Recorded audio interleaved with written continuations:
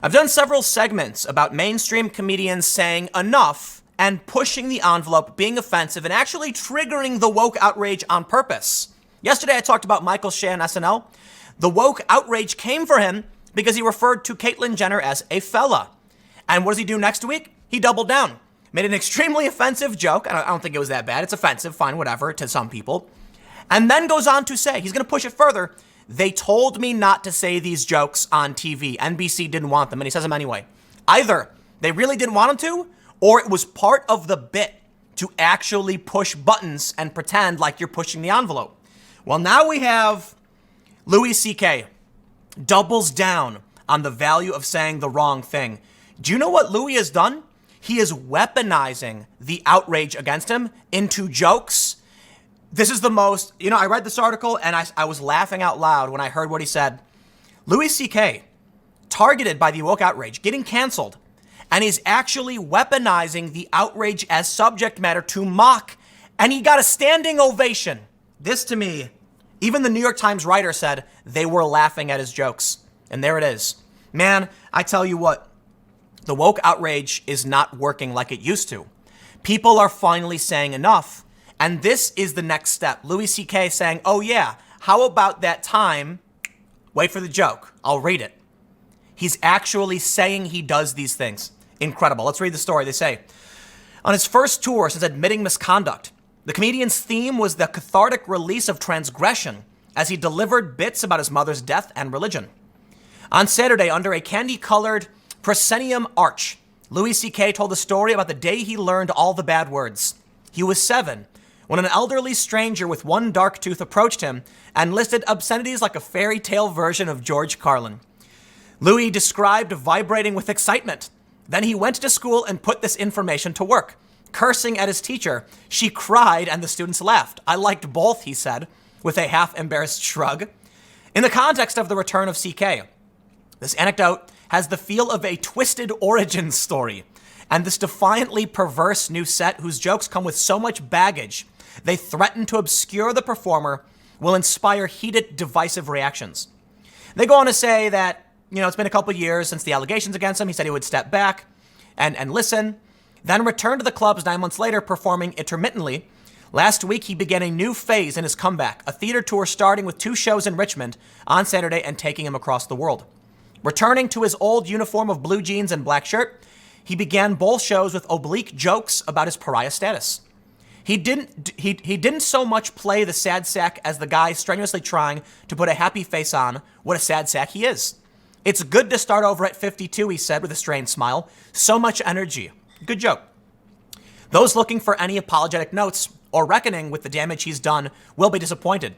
He is not aiming for redemption on stage. If anything, he's doubling down on the comedic value of saying the wrong thing.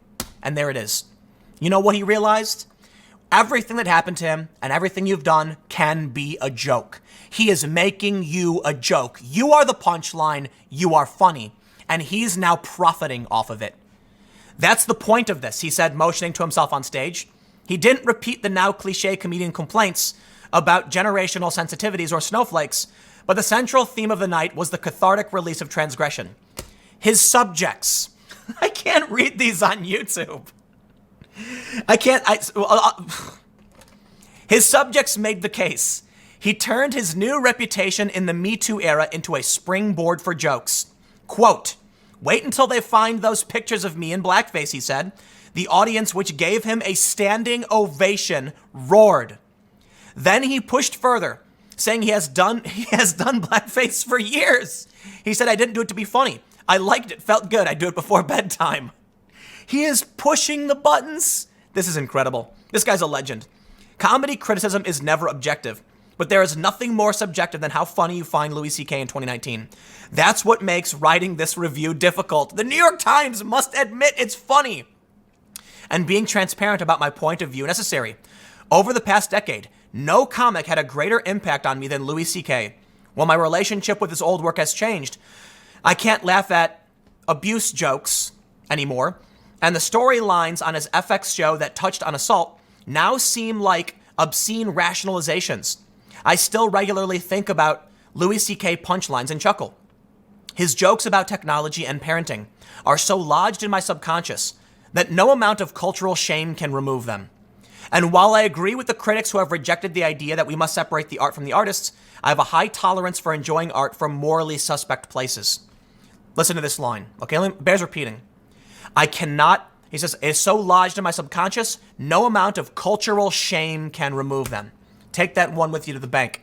You can shame these people all day and night, but I tell you what, man, these people at home are laughing. Bill Maher talks about that. You know, in private, we make off-color jokes and we laugh about it. We know what's funny. We know why it's funny, and we're not trying to destroy or harm people. They're jokes. They're meant to present, there's various forms of humor, but it creates this, you know, it makes us think, and we laugh at absurdities, and the truth sometimes is stranger than fiction. It doesn't mean we hate people. And even this writer for the New York Times has to admit Louis C.K. made him laugh, embracing the most offensive subjects that I can't say on this YouTube channel, although you could see it. Given that Louis' new show made me laugh very hard, it's also uncomfortable in ways he seems in control of and ways he does not.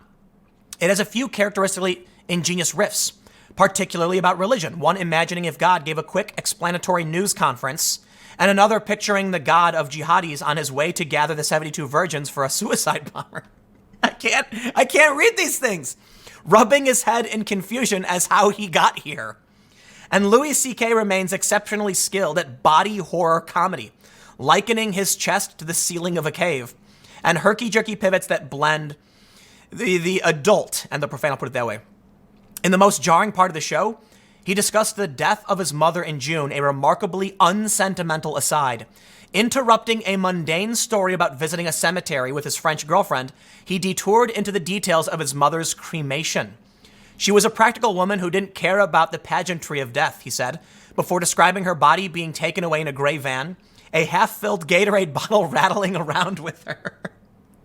In the past, Louis has questioned the value of life, mocking its sanctity and downplaying its importance, but the grim image goes just as far in undercutting the solemnity of death. Listen, man, do I think Louis C.K. has no value for life? Of course not. That's why they're funny. He's saying, like, a lot of humor is saying things you know can't be said because you know it's absurd.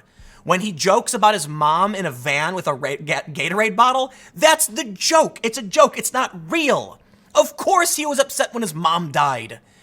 People, you know, the people who are angry by this think it's all real life. They can't tell the difference.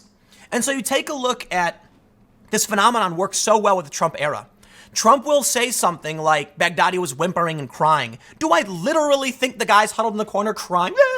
No. Trump was being hyperbolic, talking about the fear in the man and trying to tear down his character. But the people in media think everything is completely literal all the time. And so when Trump says it, they fact check it and they're like, wait a minute, that dog wasn't really getting I kid you not. The Daily Wire made a photo of Trump giving Purple Heart or Medal of Honor to a dog, and journalists fact-checked it. They hear this joke from Louis C.K. and they're like, I can't believe he would actually do that to his mother. Of course he didn't.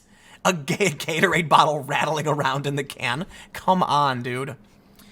They say, last December, one of his early post-return club sets leaked online, and several of the jokes, including a particularly nasty one about the Parkland students, earned widespread condemnation. And he didn't care. He's still going. He's going harder and stronger. Bless this man. He has cut that joke and a few other controversial ones, though he has a dopey new punchline comparing vegans to gay people that seems intended to bait.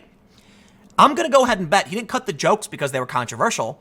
I'm gonna bet that he cut the jokes because they didn't land properly or segue properly. I see this, what he's doing, genius. There's a reason why he was rich and famous and successful as a comedian. The dude has something. He sees something. And when all of this stuff started happening, it sounds like he noticed. A lot of comedians turned it into a bit. Like, man, college students are so angry and upset at me all the time. A lot of comedians complained about it. I can't go to college. What did he do?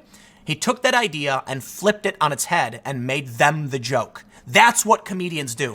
When angry authoritarian bullies come at you, you make them losers. You make them the butt of the joke. Now he's just being offensive. He's not saying, oh no, they're gonna get mad at me. He's quite literally like, hey, check this one out. I can't even repeat some of the jokes he made. After hearing that rough draft of a set, many concluded that Louis C.K. has rebranded himself as a cranky right-wing comic. No, he's always been offensive. Yeah, he's changed some of his materials, he's adapted, but that's not right-wing. George Carlin was not right-wing when he used the N-word. These people don't get it.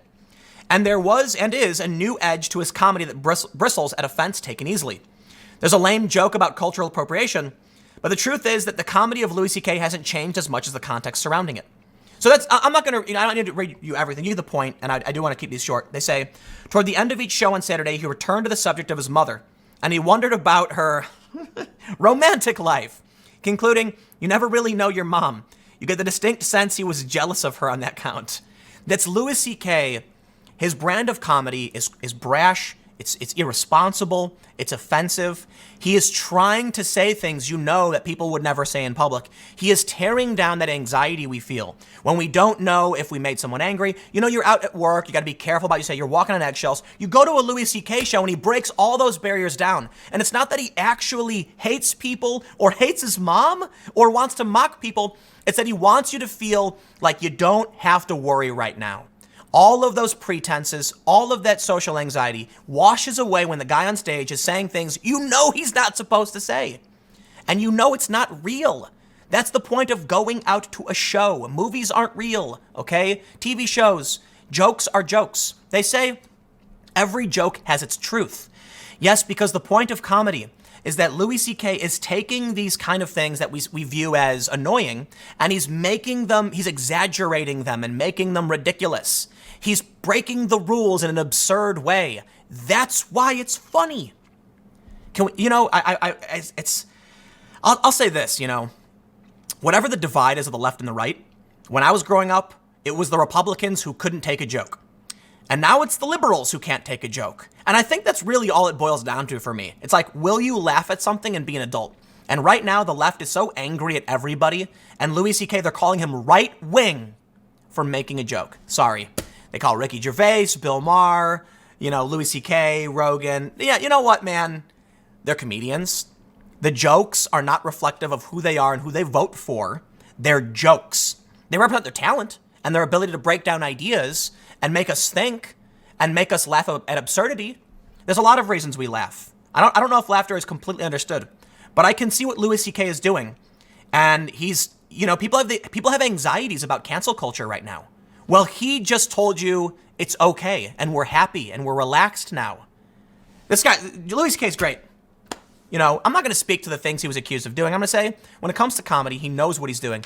Bless these comedians for breaking the barriers and saying, we can all relax a little bit. Don't worry. The comedians are the soldiers of the front line challenging the woke outrage and cancel culture, saying, bring it on, cancel us.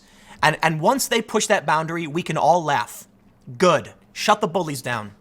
I got a couple more segments coming up in a few minutes. Stick around. I will see you shortly.